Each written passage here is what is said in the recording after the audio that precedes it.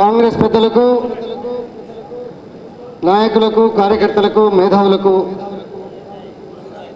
ఈ అవకాశం తీసుకొని కాంగ్రెస్ పార్టీ గురించి వినే అవకాశం చాలామందికి దక్కినందుకు తప్పనిసరిగా మీ అందరికీ శిరస్సు వంచి నమస్కారాలు తెలియజేస్తా ఉన్నాను.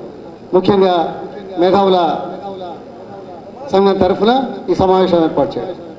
చాలా విషయాలు చర్చించవచ్చు. సమావేశం అధ్యక్షుల వారు అనేక విషయాలు కాంగ్రెస్ పార్టీ అధికారంలోకి వస్తే ఏం చేస్తుందనే దాని మీద కూలంకషంగా చర్చించడం, ఒప్పించడం, కాంగ్రెస్ పార్టీ నిర్ణయాలు చెప్పారు. ఇది aspirations of people of Telangana. Subject వేదిక. నేను 2 నిమిషాల కంటే ఎక్కువ చెప్పా. కట్టే కొట్టే తెచ్చే నీళ్లు, నిధులు, నియామకాలు తెలంగాణ ప్రజల ఆకాంక్షలకు అనుగుణంగా సాధించుకోవడానికి, తెలంగాణ వచ్చింది అని చెప్పుకోవడానికి ఒక వేదిక. తర్వాత ప్రభుత్వం వచ్చిన తర్వాత ప్రజాస్వామ్యం, పరిపాలన ఎలా ఉంది, తెలంగాణ ప్రజల ఆశల ఆకాంక్షల మేరకు ఉందా లేదా అనేదే అత్యంత ప్రాధాన్యమైన అంశం. కాబట్టి ఈ 2 అంశాలు. పరిపాలన, నేను ఒకటే మాట చెప్తాను. ఈ దేశంలో మొదటిసారిగా న్యాయస్థానాలు ఈ రాష్ట్ర ప్రభుత్వం తీసుకున్న అనేక నిర్ణయాల మీద 50 పర్యాయాల కంటే ఎక్కువ పొరపాటు చేశారని అక్షంతలు చేసిన చరిత్ర ఈ రాష్ట్ర ప్రభుత్వ పరిపాలన మీద ఉంది అనేది ఇప్పుడు తెలియజేసుకోవాల్సిన అవసరం ఉంది. ఇది పరిపాలన మీద. దీని మీద చర్చా వేదిక పెడితే 4 గంటలు కాదు, 5 గంటలు కాదు, ఎంతసేపు అయినా మాట్లాడవచ్చు. కట్టే కొట్టే తెచ్చే అని చెప్పే దాంట్లో పరిపాలన మీద ఒక మాట మాట్లాడు. తర్వాత పరిపాలన ఎలా ఉంది అంటే, దేశంలో అత్యంత అవినీతిమైన రాష్ట్రాలలో 2వ స్థానాన్ని ఆక్రమించిన రాష్ట్రం తెలంగాణ రాష్ట్రం. ఇది పరిపాలనా విధానం కాదా? ఈ పరిపాలన ఎలా ఉంది అని చర్చ పెట్టుకోవాలా. ఇక పోతే ప్రజాస్వామ్యం. ప్రజల దగ్గరికి వెళ్ళి పరాయి పాలన అంతమందించి, రాజరిక పాలన అంతమందించి, భూస్వామ్య పెత్తందారీ వ్యవస్థను అంతమందించి, ప్రజల చేత ప్రజల కొరకు ప్రజా పార్టీల ప్రభుత్వాలు నడపడానికి స్వాతంత్రం తీసుకొచ్చి, ప్రజల చేత ఎన్నుకున్న ప్రభుత్వం ప్రజాస్వామ్య పునాదుల మీద నడవాలి, ప్రజాస్వామ్యాన్ని పరిరక్షించాలి, ప్రజల మాటలు వినే అవకాశం కల్పించాలి, ప్రజల గొంతు నొక్కకూడదు అనేది మన ప్రజాస్వామ్య పునాదులు అనే విషయాన్ని ఈరోజు అర్థం చేసుకుంటే, ఈ రాష్ట్రంలో ప్రజాస్వామ్యం లేదు. ఈ రాష్ట్రంలో ప్రజాస్వామ్య ముసుగులో వచ్చి ఒక నియంత్రణతో పోకడలతోటి ప్రజల గొంతులు నొక్కి, ప్రతిపక్షాల గొంతులు నొక్కి తాను ఏకఛత్రాధిపత్యంగా చేస్తున్న విధానాన్ని గమనించాల్సిన విషయం ఉందనే సంగతి ఈ సందర్భంగా నేను మనవి చేస్తా ఉన్నా.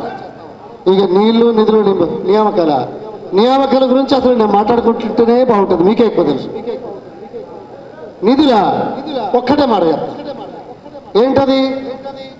ఉమ్మడి రాష్ట్రంలో కూడా తెలంగాణ ప్రాంతము కాంగ్రెస్ పార్టీ ప్రభుత్వ కాలంలో మిగులు రాష్ట్రంగా, ధనిక రాష్ట్రంగా, ఉద్యోగ అవకాశాలు ఎక్కువగా సంపాదించి పెట్టిన రాష్ట్రంగా చేసిన ఈ రాష్ట్రాన్ని ఈరోజు 4.5 సంవత్సరాల తర్వాత తెలంగాణ ప్రజల కోసం వచ్చిన తెలంగాణ రాష్ట్రంలో స్వయం పరిపాలన చెప్తూ అప్పుల రాష్ట్రంగా చేశారు. నేను ఒకటే మాట అంటున్నాను. అయ్యా, మీరేదో చాలా గొప్పగా మాట్లాడుతున్నారు కదా, మీ ఎన్నికల మేనిఫెస్టోలో ఇంటింటికి నల్లా పథకం ఎందుకు లేదు? మీ ఎన్నికల మేనిఫెస్టోలో రైతు బంధు పథకం ఎందుకు లేదు? ఎన్నికల మేనిఫెస్టోలో ఉంచిన అంశాలు పక్కన పెట్టి మోసం చేసి, దగా చేసి, కొత్త పథకాలతోటి అవినీతిమయం చేసి పబ్బం గడుపుకుందామంటే తెలంగాణ ప్రజలు పోరాట యోధులు. ఇది తెలంగాణ గడ్డ, పోరాట గడ్డ. ఏనాటి నుంచో పోరాటాలు చేస్తూ వస్తుంది, అన్యాయానికి ఎదురు తిప్పుకున్నది. సమ్మక్క సారలమ్మ 800 సంవత్సరాల కింద కాకతీయులకు ఎదురు తిరిగింది. దొడ్డి కొమరయ్య, సాకలి ఐలమ్మ అన్యాయాన్ని ఎదుర్కొన్నది.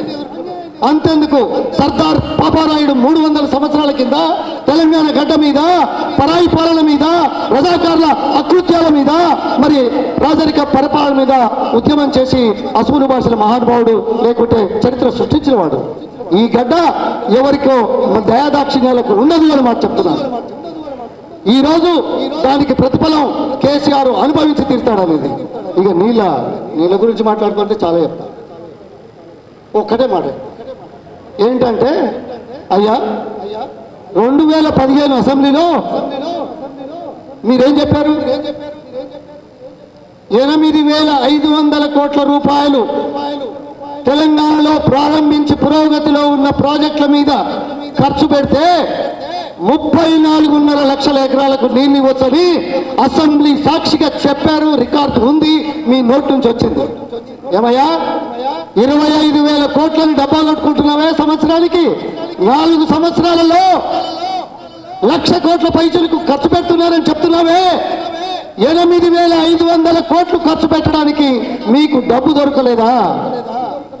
2015 నవంబర్ వరకు ప్రాణహిత సేవల గురించి జాతీయ ప్రాజెక్టు కావాలన్న మీరు రాత్రికి రాత్రి మార్చి మీది నుంచి నీళ్లు కిందికి వచ్చిన తర్వాత కింది నుంచి ఎత్తిపోతలు పోసుకునే పథకం ఏదైతే ఉందో, మేమైతే 80,000 పుస్తకాలు చదవలేదు. నాకు చాలా తక్కువ తెలుసు. ఇంకోటి ఏంటంటే నాకు కూడా చిన్న వ్యవసాయం ఉన్నది. ఈ రాష్ట్రంలో మొట్టమొదటిసారి పపాయ కల్టివేషన్ డ్రిప్ ఇరిగేషన్ మీద పెట్టింది నేను. ఈ రాష్ట్రంలో ఇంకో డ్రిప్ ఇరిగేషన్ తోటి స్ట్రాబెర్రీస్ పండించింది నేను 30 ఏళ్ల కింద. ఎక్కువ తెలియదు, చిన్నగా తెలుసు. కానీ ఎకరానికి ₹1,00,00,000 సంపాదించే అవకాశం అయితే నాకైతే కలగలేదు. ఈ రాష్ట్రంలో కానీ దేశంలో కానీ ఎవరైనా రైతులను మోసం చేయడానికి చెప్పిన మాట ఎవరైనా ఉంటే కేసీఆర్ మరి ఎకరానికి ₹1,00,00,000 సంపాదిస్తాడు. ఒకవైపు రైతులు అయోమయ పరిస్థితిలో ఉంటాయి. ఇవన్నీ చర్చిద్దాం, నీళ్ళ గురించి చర్చిద్దాం. ఈ నీళ్లు ఎప్పుడయ్యా 2013లో తెలంగాణ కాంగ్రెస్ పార్టీ హైకమాండ్కు నీటి విషయంలో ఒక నివేదిక ఇస్తే, ఆ రోజు నాతో మంత్రిగా ఉన్నందుకు 45 నిమిషాలు ఫోన్లో మాట్లాడి మనం ఇచ్చే నివేదిక ఎలా ఉంది అని చూసి ఇది ఉందా అదుందా అదుందా ఇది ఉందా అని అడిగి అన్నీ ఉన్నాయి లక్ష్మణ పర్వాలేదన్న మహానుభావుడు రాత్రికి రాత్రి ఆలోచనలు వచ్చి రాత్రి ఏమవుతుందో ఎందుకవుతుందో కానీ తెల్లారే వరకు మాత్రం మాట మార్చి డిజైన్లు మార్చి పొన్నాల లక్ష్మీ డిజైన్ చేయలే, రాజశేఖర రెడ్డి గారు డిజైన్లు చేయలే. ఈ దేశంలో అత్యంత ఉన్నతమైన ఇంజనీరింగ్ విభాగం ఒక ఆంధ్రప్రదేశ్ ఉమ్మడి రాష్ట్ర ఇంజనీరింగ్ విభాగానికి మరి కేంద్ర ప్రభుత్వం సంకల్పించింది.